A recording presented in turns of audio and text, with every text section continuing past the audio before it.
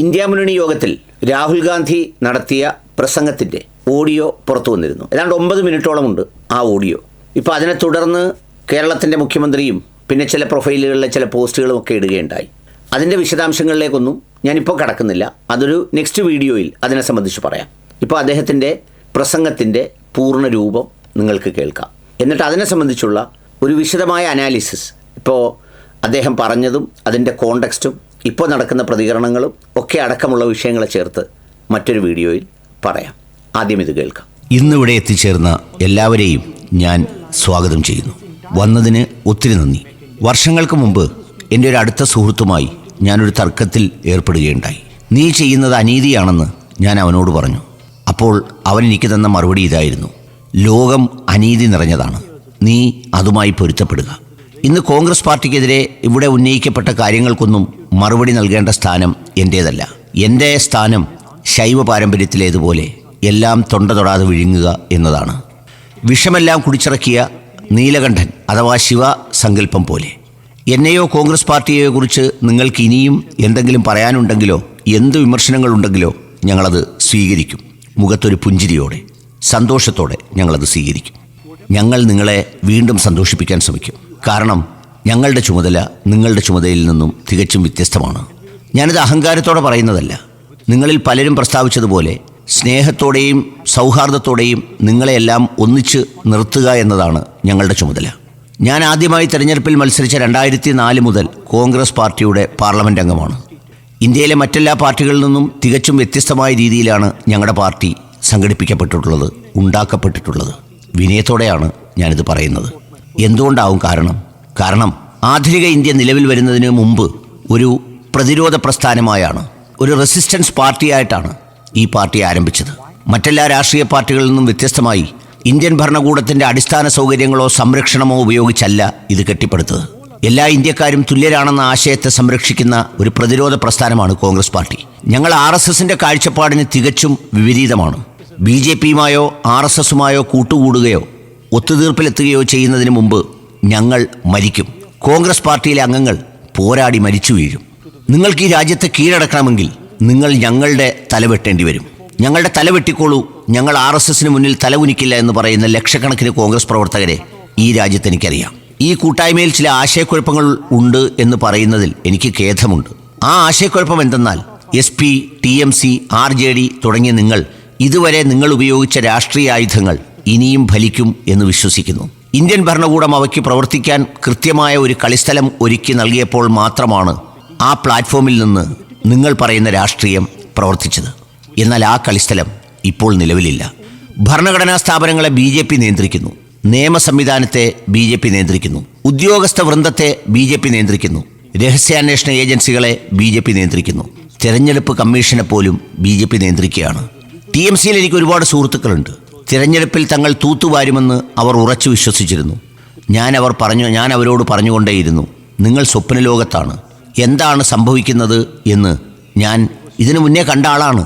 ഗുജറാത്തിൽ ഞാനത് കണ്ടു, മധ്യപ്രദേശിൽ ഞാനത് കണ്ടു, ഛത്തീസ്ഗഡിൽ ഞാനത് കണ്ടു, ഹരിയാനയിലും മഹാരാഷ്ട്രയിലും ഞാനത് കണ്ടു. എന്നിട്ട് നിങ്ങളിൽ പലർക്കും ഇപ്പോഴും ബോധ്യം വന്നിട്ടില്ല. കോൺഗ്രസ് പാർട്ടി ഒരു പ്രതിരോധത്തിൻ്റെ പാർട്ടിയാണ്. പ്രവർത്തിക്കാൻ അതിന് ഇന്ത്യൻ ഭരണകൂടത്തിൻ്റെ നിഷ്പക്ഷത ആവശ്യമില്ല. വാസ്തവത്തിൽ ഇന്ത്യൻ ഭരണകൂടത്തിൻ്റെ സ്ഥാപനങ്ങളുടെ ശ്വാസം എത്രത്തോളം മുട്ടിക്കപ്പെടുന്നുവോ അത്രത്തോളം ആവേശത്തോടെ ഭരണഘടനയെ സംരക്ഷിക്കാൻ കോൺഗ്രസ് പാർട്ടി പോരാടും. നമ്മളെല്ലാവരും കോൺഗ്രസ് പാർട്ടിയുടെ ആദർശങ്ങൾ പങ്കിടുന്നവരാണ്. എന്താണ് ആ ആദർശങ്ങൾ? സത്യം, അഹിംസ, കാരുണ്യം. ഇവിടുത്തെ പ്രധാന പ്രശ്നം എന്താണ്? നിങ്ങളോട് പോരാടാൻ എനിക്ക് താല്പര്യമില്ല. പെട്ടെന്ന് എഴുന്നേറ്റ് ഞാൻ നിങ്ങളോട് പോരാടാൻ പോവുകയാണെന്ന് പറയാൻ ഞാനൊരു ഭ്രാന്തനായിരിക്കണം. കാരണം നിങ്ങൾ ഞങ്ങളുടെ സഖ്യകക്ഷികളാണ്, നിങ്ങൾ ഞങ്ങളുടെ സുഹൃത്തുക്കളാണ്, ഞങ്ങൾ സ്നേഹിക്കുന്ന മനുഷ്യരാണ് നിങ്ങൾ. ദയവായി മനസ്സിലാക്കുക, 2024 കഴിഞ്ഞ തെരഞ്ഞെടുപ്പിൽ നമ്മൾ വിജയിച്ചു. 2024 തെരഞ്ഞെടുപ്പിൽ നമ്മൾ പരാജയപ്പെട്ടിട്ടില്ല. നിതീഷ് ജി എന്തുകൊണ്ടാണ് പോയതെന്ന് നിങ്ങൾ ചോദിക്കുന്നു. അത് എൻ്റെ കാരണത്താലല്ല, കോൺഗ്രസ് കാരണവുമല്ല. സമീപഭാവിയിൽ ഇതുവരെ പ്രവർത്തിച്ചിരുന്ന ആ ചുരുക്കം ചില ആയുധങ്ങൾ പോലും പ്രവർത്തിക്കാതാകുമെന്ന് ഞാൻ നിങ്ങളോട് പറയാം. കാരണം BJPയും RSSും ഇന്ത്യൻ ഭരണകൂടത്തിന്മേലുള്ള തങ്ങളുടെ പിടി മുറുക്കുകയാണ്. 100-ലധികം വർഷങ്ങൾക്ക് മുമ്പ് കോൺഗ്രസ് പാർട്ടി ഇതേ തീരുമാനത്തെ അഭിമുഖീകരിച്ചിരുന്നു. 1927 മുമ്പ് നമ്മളൊരു രാഷ്ട്രീയ സംഘടനയായിരുന്നു. നമുക്ക് സ്വാതന്ത്ര്യം വേണമെന്ന് ഗാന്ധിജി പറഞ്ഞ ദിവസം മുതൽ നമ്മളൊരു പ്രതിരോധ പ്രസ്ഥാനമായി മാറി. രാഷ്ട്രീയ പാർട്ടികൾക്ക് പ്രവർത്തിക്കാൻ കഴിയാതെ വരുമ്പോൾ പിന്നെന്താണ് പ്രവർത്തിക്കുക? പ്രതിരോധം പ്രവർത്തിക്കും. പ്രതിരോധം വിജയിക്കും. നമ്മൾ എവിടെയൊക്കെ പ്രതിരോധിക്കുന്നുവോ അവിടെയൊക്കെ അത് വിജയിക്കും. അത് ഞാൻ സ്വന്തം കണ്ണുകൊണ്ട് കണ്ടതാണ്. ഈ രാജ്യത്തുടനീളം ഞാൻ 4000 കിലോമീറ്റർ നടന്നു. പ്രതിരോധം ഫലം ചെയ്യുമെന്ന് ഞാൻ മനസ്സിലാക്കി. നിങ്ങൾക്ക് രാഷ്ട്രീയ ചട്ടക്കൂടുകൾ ആവശ്യമില്ല, നിങ്ങൾക്ക് ഉദ്യോഗസ്ഥ വൃന്ദം ആവശ്യമില്ല, നിങ്ങൾക്ക് രഹസ്യാന്വേഷണ ഏജൻസികൾ ആവശ്യമില്ല. നിങ്ങൾക്ക് വേണ്ടത് പ്രതിരോധിക്കാനുള്ള ആർജവമാണ്. അതായത് ഞാൻ ചെറുക്കും, ഞാൻ അനീതി അനുവദിക്കില്ല, ഫുൾ സ്റ്റോപ്പ്, അത്രമാത്രം. അതൊരു വികാരമാണ്, അതൊരു സംഘടനയല്ല, അതൊരു ചിന്താരീതിയാണ്. നിങ്ങൾക്ക് ഇഷ്ടപ്പെട്ടാലും ഇല്ലെങ്കിലും ആ വഴിയിലേക്കാണ് നമ്മൾ പോകേണ്ടത്. ചിന്താഗതി മാറണം. നമ്മൾ പരസ്പരം പോരടിക്കില്ല, നമ്മൾ ആക്രമിക്കാൻ മാധ്യമങ്ങൾക്ക് അവസരം നൽകില്ല, നമ്മൾ ചെറുത്തു തോൽപ്പിക്കും എന്നതായിരിക്കണം ഈ ചിന്താഗതി. അടുത്ത തിരഞ്ഞെടുപ്പിൽ വിജയിക്കുക എന്നതാണ് വെല്ലുവിളിയെന്ന് നിങ്ങൾ കരുതുന്നു. അടുത്ത തിരഞ്ഞെടുപ്പ് ഇതിനകം തന്നെ ജയിച്ചു കഴിഞ്ഞു. ദയവായി മനസ്സിലാക്കുക, ഇന്ത്യയിലെ ജനങ്ങൾക്കിടയിൽ അത്രയധികം രോഷമുണ്ട്. അടുത്ത തിരഞ്ഞെടുപ്പ് ഇതിനകം തന്നെ കഴിഞ്ഞു. RSS ഇന്ത്യൻ ഭരണകൂടത്തിൻ്റെ സംവിധാനങ്ങളെ കൈക്കലാക്കിയതാണ് ഇവിടുത്തെ പ്രശ്നം.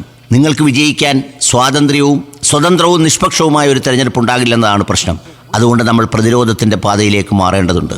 CBSE ഒരു പ്രതിരോധമാണ്, നീറ്റ് ഒരു പ്രതിരോധമാണ്, ഗ്രേറ്റ് നിക്കോബാറിലേക്ക് പോകുന്നതൊരു പ്രതിരോധമാണ്, ഭാരത് ജോഡോ യാത്ര പ്രതിരോധമാണ്.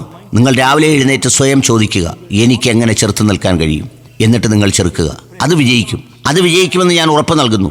എൻ്റെ കാഴ്ചപ്പാടിൽ ഏത് ഭാഗത്തു നിന്നുള്ള ഏത് വിമർശനവും ഏറ്റുവാങ്ങാൻ ഞാൻ സന്തുഷ്ടനാണ്. കാരണം എന്നെ സംബന്ധിച്ചിടത്തോളം ഇതൊരു ആത്മീയമായ കടമയാണ്, ഇതൊരു മതപരമായ കടമയാണ്. ഇതിന് രാഷ്ട്രീയം മാത്രമല്ല ഞാൻ നിങ്ങൾക്ക് വാഗ്ദാനം നൽകുന്നത്. ഈ കൂട്ടായ്മയെ ഒന്നിച്ചു നിർത്താൻ, ഇതിനെ വിജയത്തിലെത്തിക്കാൻ എനിക്ക് സഹിക്കേണ്ടി വരുന്ന എല്ലാ അപമാനങ്ങളും ഞാൻ സഹിക്കും. എങ്ങനെ മുന്നോട്ട് പോകണമെന്നത് വളരെ വ്യക്തമാണ്. നമ്മളൊരു പ്രത്യേക ചിന്താഗതിയിൽ മാറേണ്ടതുണ്ട്. മമതാജിക്ക് 100% ഉറപ്പില്ല, പക്ഷേ തൻ്റെ തെരഞ്ഞെടുപ്പ് തന്നിൽ നിന്ന് തട്ടിയെടുക്കപ്പെട്ടതാണെന്ന് അവർക്ക് ഏകദേശം 90% ഉറപ്പുണ്ട്. ഉദ്ധവ്ജിക്ക് 40% ഉറപ്പുണ്ട്. എൻ്റെ സഹോദരൻ തേജസ്വിക്ക് 40% ഉറപ്പുണ്ട്. കേൾക്കൂ, 100% തിരഞ്ഞെടുപ്പുകളും തട്ടിയെടുക്കപ്പെടുകയാണ്. ദയവായി നിങ്ങളുടെ മനസ്സിൽ നിന്ന് ആ സംശയം മാറ്റുക. കൂടാതെ സോഷ്യൽ മീഡിയയിൽ ഒരു സാന്നിധ്യം കെട്ടിപ്പടുക്കാൻ വർഷങ്ങളെടുക്കുമെന്നും അത് ഒരു വാരം കൊണ്ട് തനിയെ അല്ലെന്നും ദയവായി മനസ്സിലാക്കുക. എനിക്ക് 10 ദശലക്ഷം യൂട്യൂബർ ഫോളോവേഴ്സ് ഉണ്ട്. എന്നാൽ എൻ്റെ അക്കൗണ്ട് പൂർണ്ണമായും അടിച്ചമർത്തപ്പെട്ടിരിക്കുകയാണ്. അതുകൊണ്ട് സോഷ്യൽ മീഡിയ നിഷ്പക്ഷമാണെന്നും അത് പ്രതിപക്ഷത്തെ പിന്തുണയ്ക്കുന്നുണ്ടെന്നുമാണ് നിങ്ങളുടെ ധാരണയെങ്കിൽ നിങ്ങൾ ജീവിക്കുന്നത് മറ്റൊരു യാഥാർത്ഥ്യത്തിലാണ്.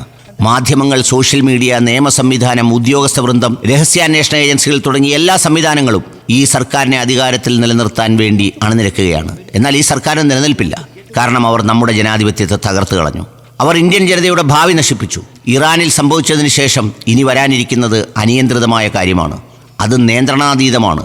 അത് ജനങ്ങളെ അണിനിരത്താൻ നമുക്കൊരു വഴി തുറന്നു തരും. കൂടാതെ നമ്മൾ തമ്മിൽ ഏകോപനമില്ലെന്നും ഒരുമിച്ചുള്ള പ്രവർത്തിക്കുന്നില്ലെന്നുമുള്ള ധാരണ മാറ്റിവെക്കുക. ഇതൊക്കെ BJP പ്രചരിപ്പിക്കുന്ന ആശയങ്ങളാണ്. ഇത് സത്യമല്ല. എനിക്ക് 100% ഉറപ്പുണ്ട്. DMKയുടെ കാര്യത്തിൽ ഇപ്പോൾ എനിക്ക് ഉറപ്പ് നൽകാൻ കഴിയും. ഇന്ത്യ എന്ന ആശയത്തെ സംരക്ഷിക്കേണ്ടി വരുമ്പോൾ ഈ മുറിയിലുള്ള ഓരോ വ്യക്തിയും ഒപ്പം ഉണ്ടാകും. നമുക്കിടയിൽ വഴക്കുകൾ ഉണ്ടാകാം. എന്നാൽ കേരളത്തിലെ മുൻ മുഖ്യമന്ത്രിയെ പോയി കെട്ടിപ്പിടിക്കാൻ നിങ്ങൾ എന്നോട് ആവശ്യപ്പെട്ടാൽ അതിനെനിക്ക് കഴിയില്ല. അത് ഞാൻ ചെയ്യുകയുമില്ല. കാരണം എനിക്ക് അദ്ദേഹവുമായി രാഷ്ട്രീയ പോരാട്ടം നിലവിലുണ്ട്. അതുകൊണ്ട് നമ്മൾ ഫ്ലെക്സിബിളായിരിക്കണം, വഴക്കമുള്ളവരായിരിക്കണം. പ്രതിപക്ഷം ദുർബലമാണെന്ന് വരുത്തി തീർക്കാൻ നമുക്കെതിരെ സർവ്വസന്നാഹങ്ങളോടെയുമുള്ള ആക്രമണമാണ് നടക്കുന്നതെന്ന് നമ്മൾ തിരിച്ചറിയണം. അവസാനമായി, നമ്മുടെ ചർച്ചകളിൽ പലപ്പോഴും ഒരു നിരാശയുടെ നിഴൽ പടരുന്നതായി ഞാൻ കാണാറുണ്ട്. ആളുകൾ ചിന്തിക്കുന്നു, ദൈവമേ, നമ്മളെങ്ങനെ BJPയെ തോൽപ്പിക്കുമെന്ന്. ഞാൻ നിങ്ങളോട് പറയട്ടെ, നമ്മൾ ഒന്നിച്ചു നിന്ന് ചെറുത്ത് നിന്നാൽ അവരെ തോൽപ്പിക്കുന്നത് എളുപ്പമാണ്.